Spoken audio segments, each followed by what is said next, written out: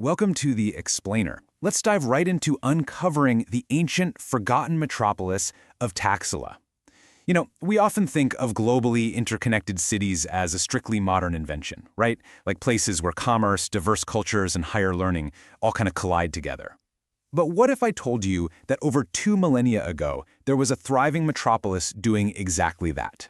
It's almost hard to wrap your head around, but the sheer scale of connection Taxila achieved was unbelievable. We're talking about a city that successfully bridged the Mediterranean all the way to the Far East. And this wasn't some mythical place, it actually existed, hidden right there among the rolling hills of the Gandhara region in what is today northern Pakistan. For literally over 1,000 years, it stood as this monumental crossroads of ancient civilizations. All right, let's start our journey at the very beginning with Section 1. The Lost City of Stone. So its original ancient name was Takshashil, which translates perfectly to City of Cut Stone. Now, there are these beautiful legends from the epic Ramayana that actually link its founding to Prince Taksha. But what's absolutely crucial here is that archaeological evidence proves its real roots go back even further. It confirms that this region has been inhabited since prehistoric times. It wasn't just a story, it was a sprawling stone reality. Geographically speaking, it sat right near modern-day Islamabad. But back then, this was the absolute epicenter of global commerce. It sat squarely at the intersection of major trade routes flowing from India, Central Asia, Persia, and China. Just think about that prime real estate. It transformed Taxila into an absolute magnet for ancient civilizations, bringing immense wealth, vital resources, and game-changing ideas right to its doorstep. Let's move along to Section 2. The Crossroads of Empires. Because of all that incredible wealth we just talked about, Taxila became the ultimate prize for the ancient world's greatest conquerors. In the 6th century BCE, it fell to the massive Persian Achaemenid Empire. Then, in 326 BCE, none other than Alexander the Great arrived during his South Asian campaign. He integrated Taxila into a vast network that bridged the Greek and Eastern worlds. And the parade of empires didn't stop there. After him came the Mauryans, the Indo-Greeks, the Scythians, the Parthians, and eventually the Kushans. Because it changed hands so frequently, you have to understand that Taxila wasn't just one static city. It was more like a complex of evolving settlements, kind of like a giant puzzle. First you had Bir Maud, which represents the earliest kind of organic urban layout. Then came Sirkap, which the Indo-Greeks built using a highly organized, mathematical Hellenistic grid. And finally you get Sirsuk, reflecting the massive growth and prosperity brought in by the Kushans. The streets here were an incredible melting pot. Seriously, imagine walking down an ancient avenue in Taxila.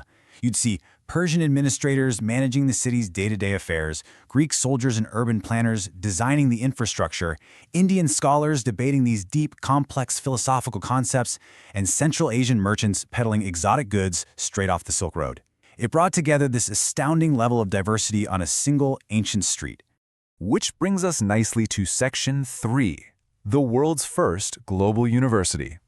Long before modern Ivy League universities existed, students were traveling from distant lands across Asia just to access the curriculum here. And what a curriculum it was. Whether you wanted to master the healing arts in medicine, understand the cosmos through astronomy, or learn the complex nuances of law and politics, Taxila was the premier, go-to destination for higher learning. And the faculty here, they literally changed the course of history way beyond the city walls.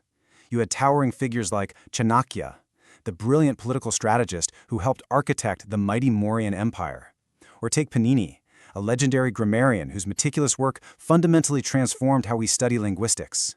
It really just proves the immense power of the knowledge that was being cultivated right there in Taxila. Okay, let's shift gears and look at Section 4, the Buddhist Golden Age. Right around the 3rd century BCE, under the rule of Emperor Ashoka, Taxila entered this magnificent golden age of Buddhism. Ashoka was an incredibly passionate patron of the faith, and he went on to establish massive religious complexes all throughout the region. The most notable of these is the towering Dharmarajika Stupa. This monumental structure essentially became a sacred glowing beacon for the entire Buddhist world. But here's where it gets really fascinating. Remember that deep Hellenistic influence left behind by Alexander the Great and the Indo-Greeks? Well, what happens when you mix Macedonian artistic traditions with Eastern philosophers in the exact same spiritual space? You get an absolute revolution in art. This blending of cultures produced what we call Gandharan art, and it is a stunning visual synthesis of East and West. It seamlessly combined the incredible physical realism and flowing drapery of Greek sculpture with the deep, serene spirituality of Buddhism. This gorgeous art style adored important centers for meditation and learning, like the Julian and Moramaradu monasteries, drawing devoted pilgrims from as far away as China. Now we reach the final, dramatic chapters in Section 5, Fall and Remarkable Rediscovery. It's a bit shocking, isn't it, to think that a city this vital, this unbelievably rich in wealth and knowledge, could just completely disappear from the map. But a thriving metropolis requires constant lifeblood to survive. And for Taxila, a perfect storm of devastating factors combined to bring about its ruin. It goes to show how fast prosperity can unravel. First, the crucial trade routes that basically built the city's wealth slowly began shifting away, which crippled its economy. Then came the absolute killing blow, brutal invasions by the Huns in the 5th century CE, leaving the region totally devastated. By the time the famous Chinese pilgrim Xuanzang visited in the 7th century, he found the great city completely abandoned.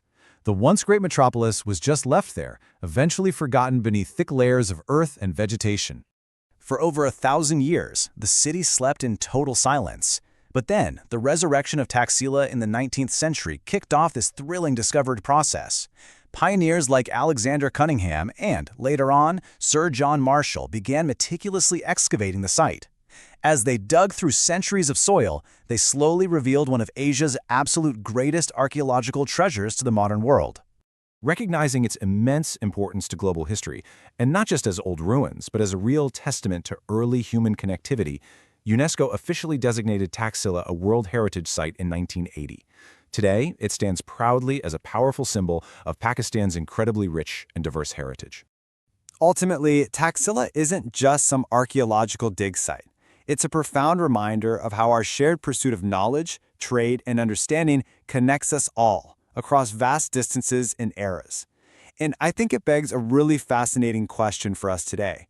If a city that served as the very crossroads of human civilization could vanish beneath the soil for 1,000 years, what monuments to our own modern era of globalization will stand the test of time? Thank you so much for joining me on this explainer, and keep questioning the history right beneath your feet.